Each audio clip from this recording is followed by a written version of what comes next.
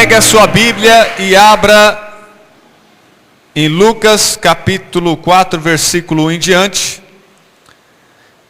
Sobre o ministério do Senhor Jesus Cristo, nós sabemos que ele foi, primeiro, ele foi tentado, ele foi experimentado, ele foi testado.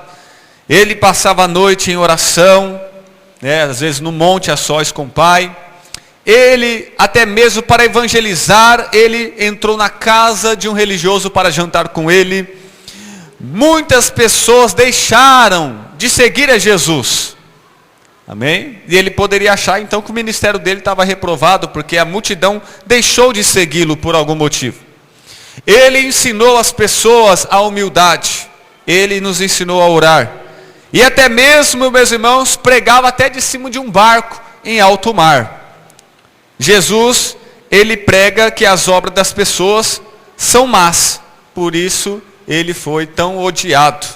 Amém? E a conclusão, ele vai reaparecer ressurreto para os seus, não para o mundo, somente para os seus. Amém?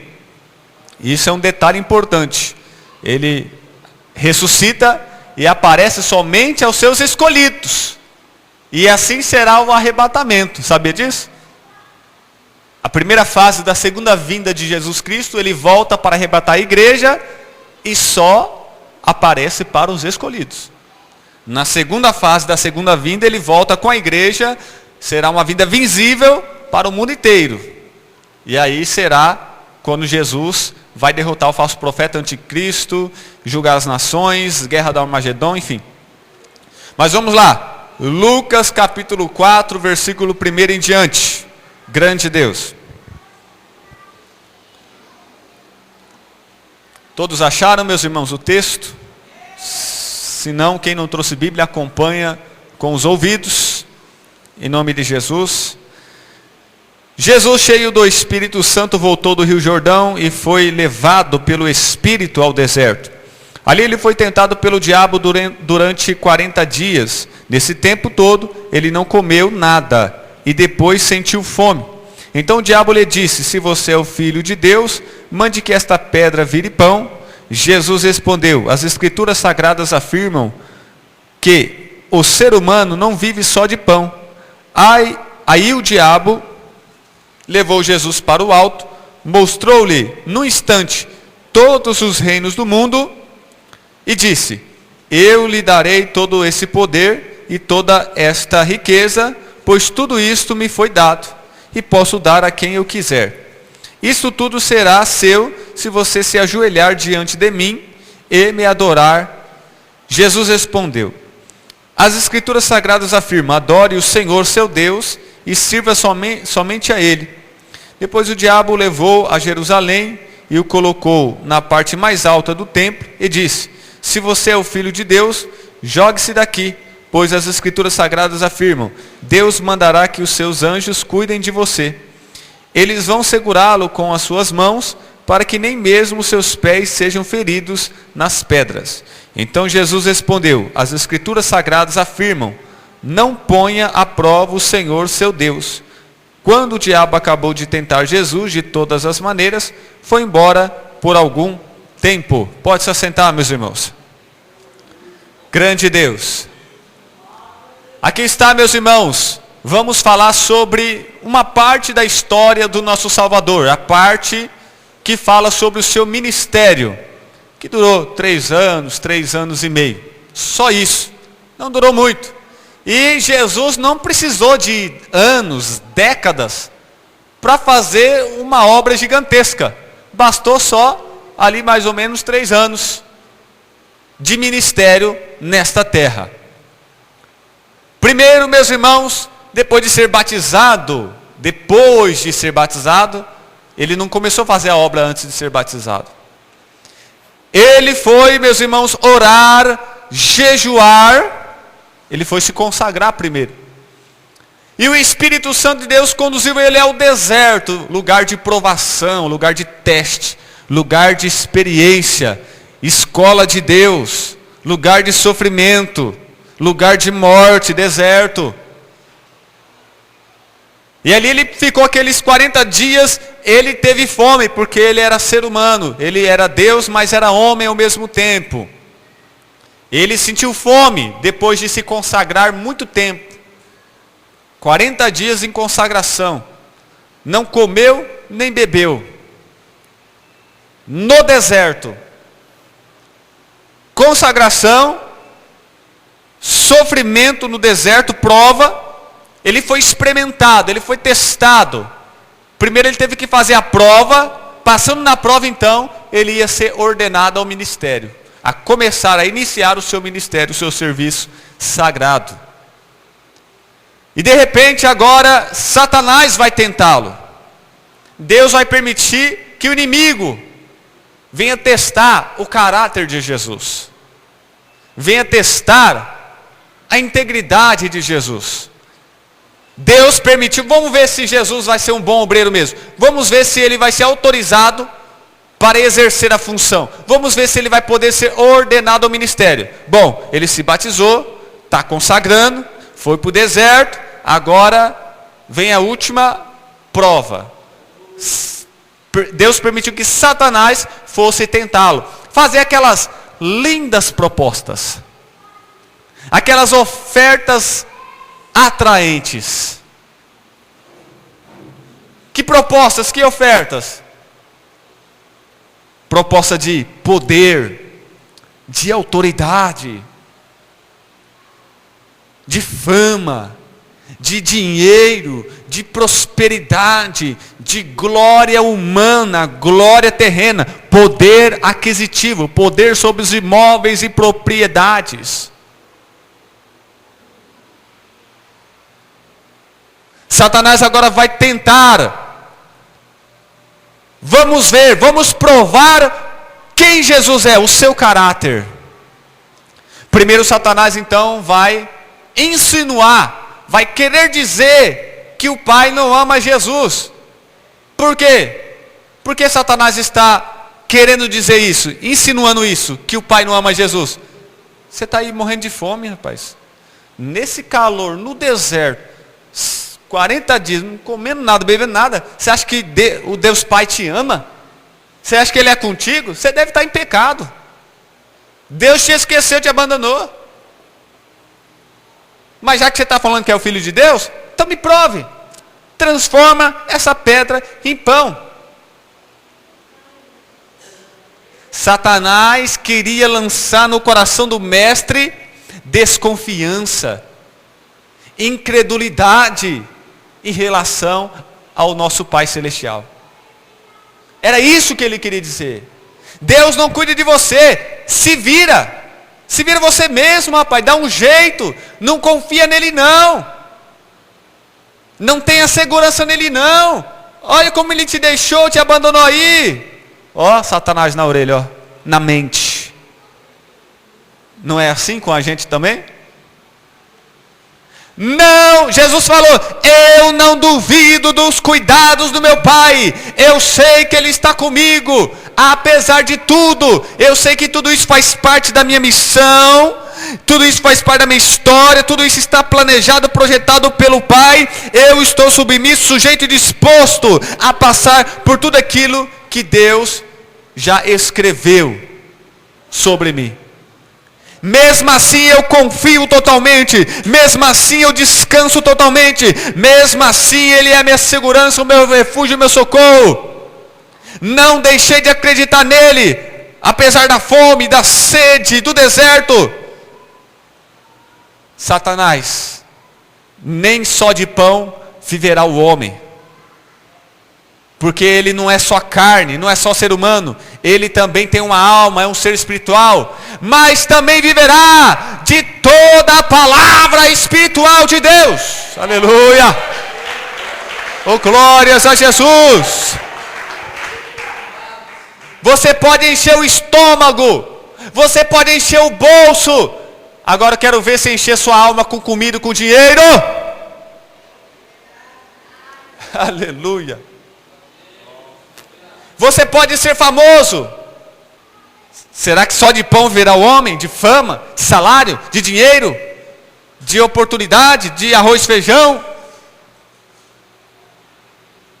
Satanás, eu posso estar com fome e com sede aqui. Posso estar nesse deserto, esse lugar terrível.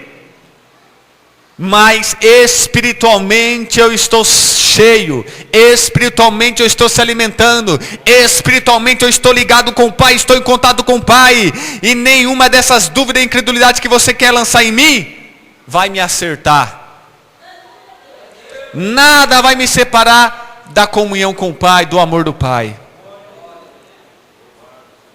Satanás ainda vai propor para ele. Satanás, ele insiste. Grande Deus. Amém? Satanás está usando a palavra para enganar a Jesus. E tem um monte de falsos profetas usando a palavra para enganar as pessoas. Mas Jesus também conhece a palavra. E esta batalha, ela é travada na palavra de Deus. Satanás citou a palavra, mas interpretou ao seu bel prazer. Jesus citou a palavra, mas interpretou da maneira correta. Aleluia.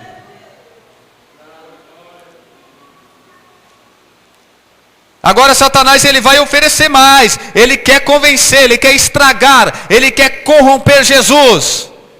Satanás, ele é a vida toda fazendo propostas, ofertas para nos estragar, nos corromper diante de Deus. O diabo levou Jesus ao alto, mostrou-lhe no instante todos os reinos do mundo. Amém? E disse: eu darei todo esse poder e toda esta riqueza, poder e riqueza, porque tudo isso é meu, e eu posso dar a quem eu quiser. Isso tudo será seu se você se ajoelhar diante de mim e me adorar. O diabo, ele abençoa, entre aspas, as pessoas. Não?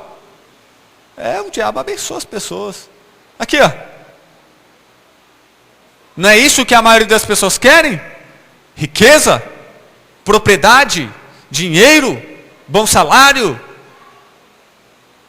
poder, autoridade, cargo, função. Até dentro da religião, né? Cargos dentro da religião também. Tem gente que até mata o outro por causa de cargo. Então Satanás, se as pessoas querem isso, Satanás tem de monte para dar. E ele oferece, eu dou. Só que não vai fazer um negócio aqui, um negócio que vai ficar bom para mim e bom para você. Aquela conversa, sabe? Vamos fazer um negócio? Bom para você, bom para mim. Eu te dou o poder que você quer, te dou a riqueza. Está interessado? Gostou? Agradou a carninha sua? Agora, em troca, você vai me adorar. Você vai me servir. Vai virar meu cavalo, meu capacho, meu escravo. E aí vende-se a alma, vende-se o corpo, vende-se até a família.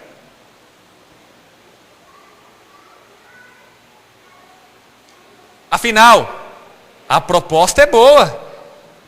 Nem Deus está oferecendo riqueza e poder, rapaz. Vamos fechar com Satanás mesmo.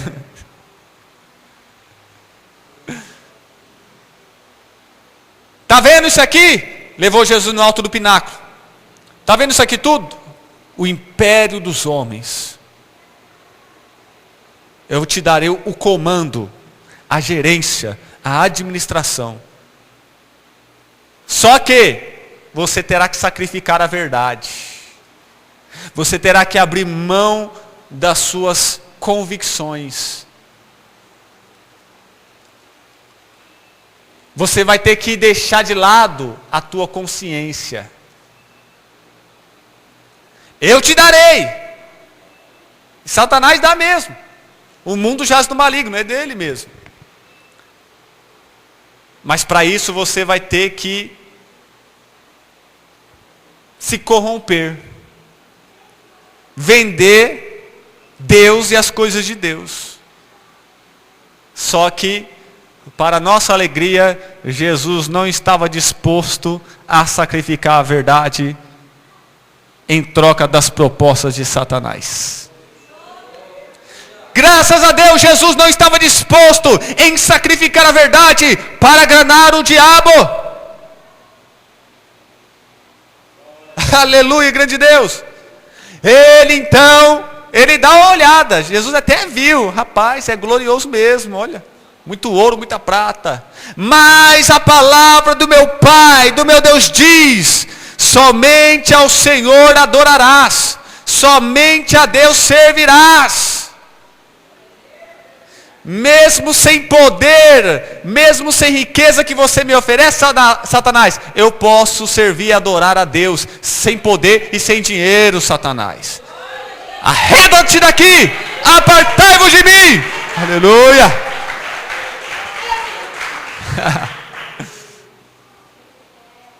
Você já foi provado desta maneira, meus irmãos? Seu caráter foi experimentado assim? E se foi, você passou? Ou você cedeu? O ministério de Jesus é o padrão para nós. Ele não desiste, ele tenta uma vez mais. Satanás está levando uma surra aqui, mas parece que gosta de apanhar. Vai tentar de novo ir para cima de Jesus. E Jesus, segura essa então, Satanás. Satanás, dá daqui, Jesus, toma essa então.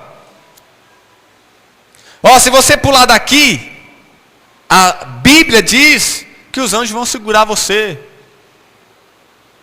Se você saltar aqui do alto do pináculo do templo, lá embaixo, os anjos vão te segurar. Você não vai relar nem o pé no chão. Engana que eu gosto. Aí mentir para outra.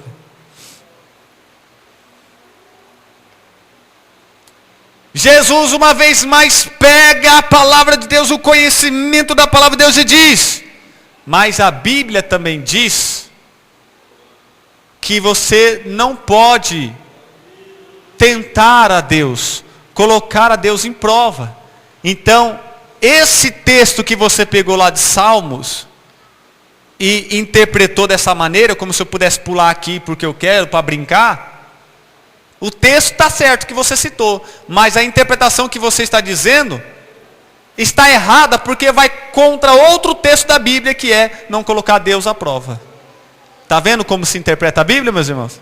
Está vendo o segredo? Se você ler um texto e interpretar de uma maneira, e não o texto, mas a sua interpretação for contra outra parte das Escrituras, então você está errado. Tenta de novo, que Deus vai te revelar. Aqui está Jesus nos ensinando. Aqui está o ministério de Jesus. Ele vai ser provado. E aí, dá-se início ao ministério de Jesus. Jesus vai começar a fazer os milagres, as maravilhas, os sinais de prodígios, as coisas miraculosas, surpreendentes, extraordinárias. Vai fazer pessoas sorrir, vai fazer pessoas chorar. Vai deixar muita gente brava, mas vai deixar pessoas saltando de alegria. Vai curar paralítico, cego, surdo, mudo, libertar endemoniado, lunático, problema mental, vai libertar, meus irmãos, mulher de fluxo de sangue, vai ressuscitar mortos, vai batizar com o Espírito Santo, vai ensinar, vai pregar, vai multiplicar, vai prosperar, meu Deus do céu. Aleluia.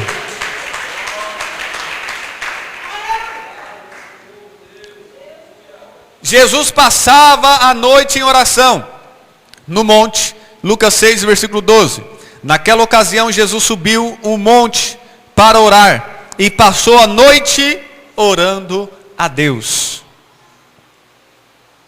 Jesus foi para o monte, porque lá era o único lugar que eu acho que a multidão não ia achar ele. Que a multidão só ficava atrás dele. Não está Jesus, ele dá pão, ele dá peixe, vamos lá. E só fica ele, meu Deus do céu, não conseguia, acho que ele não tinha tempo nem para tomar banho, escovar o dente, almoçar, porque toda hora tinha gente ali para ele atender. Mas daqui a pouco, quando estava aquela multidão toda, ele fala: olha lá a estrela cadente. Todo mundo olhava, ele saía correndo, ia se esconder, ficar sós com o pai. E passava a noite inteira em oração. Aí está, meus irmãos, Jesus nos transmite a forma correta, o ministério aprovado, batizado, consagrado, tentada pelo diabo, vivia uma vida íntima, particular, sós com o Pai. Mas também nós temos a parte que às vezes é negativa,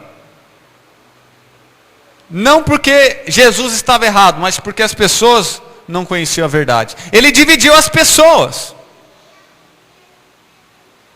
Por causa de Jesus, houve guerras. Por causa do evangelho, da fé, houve guerras. Não que Deus mandou fazer isso, ensinou a fazer isso, mas porque as pessoas são más, ou entenderam errado. Lucas 12, versículo 51. Vocês pensam que eu vim trazer paz ao mundo? Pois eu afirmo a vocês que não vim trazer paz, mas divisão. O ministério de Jesus, a pregação, o ensinamento de Jesus dividiu as pessoas. Tinha os romanos, tinha os fariseus, os saduceus, e agora tinha os cristãos. Só que todos os grupos que brigavam se uniram contra os cristãos. Casamentos foram destruídos, famílias destruídas, empregos destruídos, enfim. Por causa da fé, pessoas foram mandadas embora do serviço. Por causa da fé, pessoas foram presas. Por causa da fé, foram perseguidos, tiveram que fugir. Por causa da fé, enfim. Jesus, o seu ministério trouxe divisão. Eu não vim trazer paz. Jesus não veio fazer guerra. Jesus não pegou em armas. Mas as pessoas, com as suas opiniões diferentes, iriam contender, discutir, debater.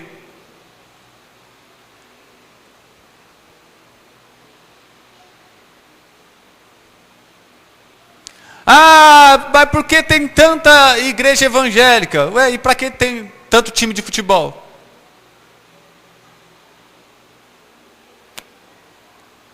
Existem inúmeros motivos nessa vida que dividem as pessoas. Não seria diferente com a religião.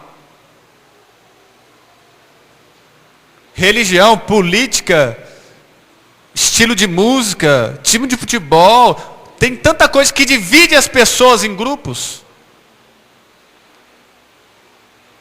Agora Jesus, ele veio juntar, somar e unir. Só que as pessoas iriam brigar, iriam fazer guerra a respeito de Jesus. Porque umas iam crer em Jesus, outras não iam crer.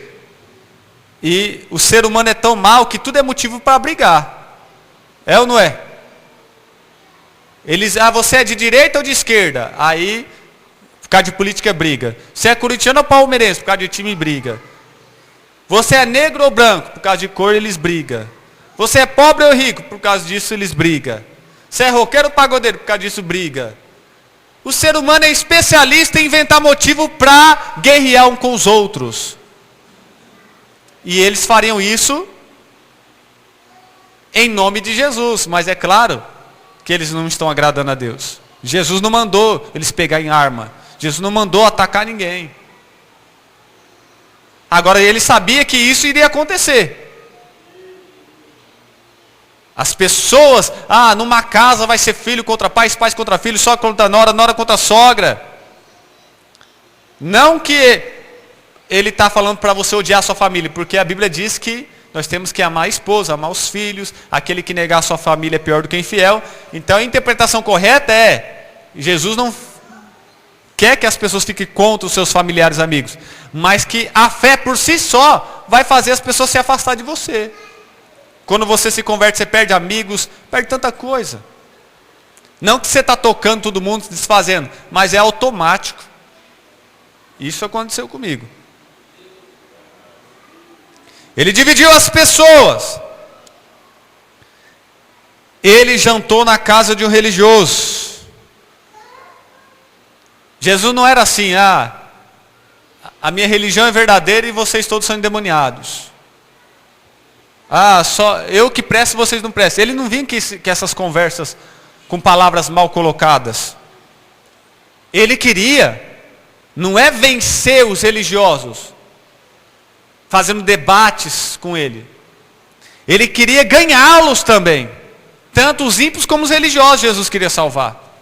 Jesus sempre quis salvar os religiosos. E não somente os ímpios. Porque parece que há um conceito na igreja de que nós só temos que salvar a prostituta, o homossexual, o drogado, o bandido, mas o religioso, com eles é para brigar. Não, meu Deus, não é não. É para ganhar eles também. Lucas 11, versículo 37. Quando Jesus acabou de falar, um fariseu o convidou para jantar na casa dele.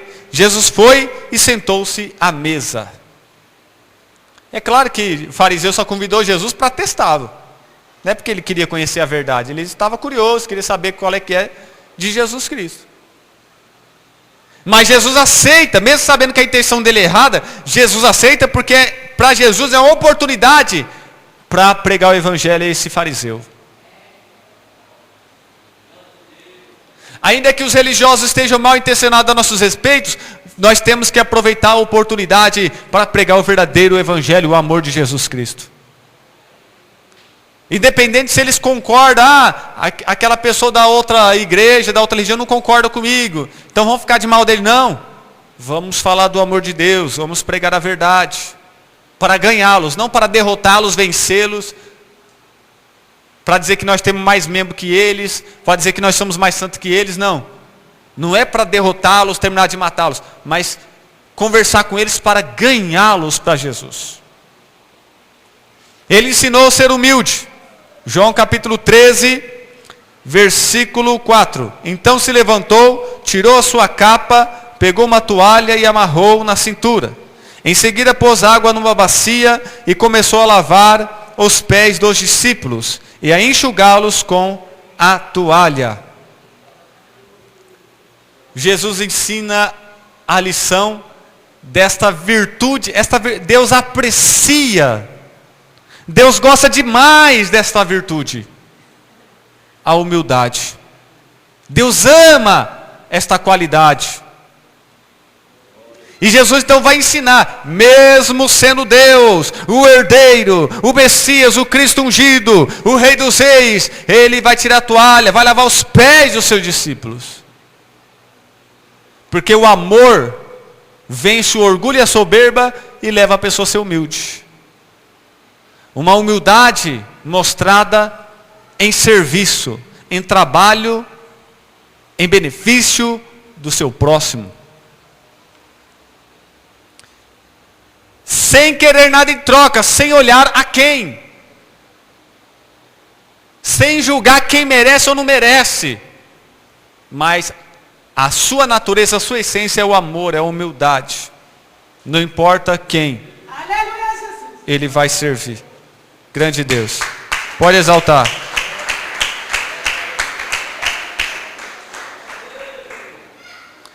Ele ensina-nos a orar. Lucas 11, versículo 1. Um dia Jesus estava orando num certo lugar. Quando acabou de orar, um dos seus discípulos pediu: Senhor, nos ensine a orar como João ensinou os discípulos dele. Você não sabe orar? Você não aprendeu a orar? Jesus está aí para nos ensinar a orar. E aí ele vem ensinando o Pai Nosso, a oração do Pai Nosso, como um exemplo de oração. Amém? Ele ainda nos ensina a orar. Quando você aprende a orar, orando na prática. E Jesus vai te ensinando espiritualmente. Jesus ele vai pregar num barco no alto mar. Lucas 5, versículo 3. Jesus entrou num dos barcos, o de Simão, e pediu que ele o afastasse um pouco da praia. Então sentou-se e começou a ensinar a multidão. Alguns especialistas dizem porque é a questão do vento que vem do mar, da maresia, sei lá, que venta e aí lançava a voz de Jesus para longe. Alguns estudiosos querem explicar assim. Talvez seja verdade. Ele sobe num barco em alto mar e talvez aquele vento forte vai levar a voz dele, vai ser o microfone dele. Jesus ele usava a tecnologia da época dele. Ele fazia uso da inteligência da natureza de Deus. O vento então ampliava e lançava longe a sua voz para a multidão toda ver. E ele em cima do barco ficava na visão de todos. Olha como Jesus é esperto. Hoje nós não temos, hoje nós temos o púlpito, o altar é um pouquinho mais alto, o púlpito está aqui, temos o microfone e o som. Jesus, o púlpito dele, o altar dele vai ser o barco. E o seu microfone vai ser o vento. Tecnologia natural, feita por Deus. Era o seu megafone. Grande Deus. Será que nós temos que ser pregadores só de púlpito, de igreja? Se ele pregou até no barco, então você tem que pregar no trem, no avião, no ônibus, no táxi, no mototáxi, e na feira, e no mercado, e na lotérica, aonde você for, você aproveita a sua vida, o seu tempo e a sua oportunidade, e as pessoas que Deus colocou diante de você. Jesus pregava que as obras das pessoas eram más, que as pessoas estavam erradas. Por isso as pessoas o odiaram, quiseram o matar. João 7, versículo 7. O mundo não pode ter ódio de vocês, mas tem ódio de mim, porque eu afirmo que o que o mundo faz é mal. Por que Jesus era odiado? Porque ele pregava a verdade, e a verdade confrontava as pessoas que estavam em pecado, que estavam errados. E as pessoas odeiam ser desmascarados. As pessoas odeiam que alguém diga que eles estão errados,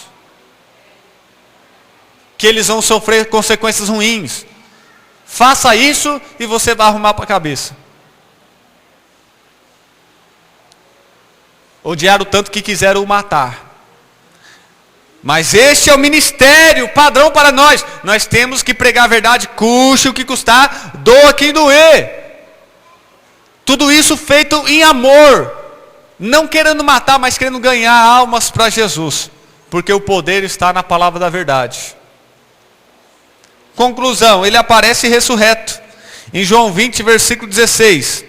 Maria, disse Jesus. Ela virou e respondeu em hebraico, Raboni. Esta palavra quer dizer mestre. Depois de todas as promessas, as profecias que Jesus disse a eles, Jesus prova, Jesus cumpre. Eu não disse que eu ia morrer e ao terceiro dia iria ressuscitar? Agora eu apareço a vocês para provar que o que eu disse é verdade. Para viver o que eu preguei e profetizei. Só que só vai aparecer para quem era crente de verdade. Para quem era apóstolo, para quem era discípulo. Não apareceu para o mundo. Apareceu várias vezes aos salvos, aos santos, à sua igreja. Assim será também no arrebatamento. Resumindo, meus irmãos, o ministério de Jesus foi batizado, se consagrou, foi tentado pelo diabo, sentiu necessidades básicas, físicas, que nem um ser humano. Ia para o monte ficar sós com Deus, passando a noite em oração. Ele ensinou seus discípulos a orar, ensinou os discípulos a ter humildade. Ele até mesmo entrou na casa de um religioso para evangelizá-lo. Ele vai dividir as opiniões, vai dividir as pessoas em grupos. Não porque ele quis isso, mas porque as pessoas, por serem más, por não querer se converter à verdade, iriam se opor à verdade. Amém? Ele até mesmo pregou de um barco, pregou nas casas, pregou no templo, pregou no poço, pregou na rua, pregou em todo que é tipo de lugar, para homem, para mulher, para criança, para doente, enfim. Ele pregava para qualquer pessoa. E ele foi odiado, durante esses 3 anos e pouco de ministério, ele foi odiado, porque ele pregava que as obras das pessoas, ele reprovava, ele condenava as obras das pessoas que eram más. Mas por que ele fazia isso? Porque ele é um estraga-prazer? Porque ele é mau? Porque ele quer envergonhar as pessoas? Não, porque é só a verdade que liberta. Passar a mão na cabeça não liberta ninguém. Concordar com o erro não transforma ninguém. E, para concluir, ele ressuscita, ele vive o que ele prega, ele cumpre suas promessas, amém? E nós temos que ter o ministério de Jesus como padrão para a nossa vida. Amém, meus irmãos? E diante das propostas que Satanás fez a ele, faz para mim, para você, por toda a nossa vida, nós sempre temos que lutar, fazendo uso da palavra de Deus. Que Deus abençoe.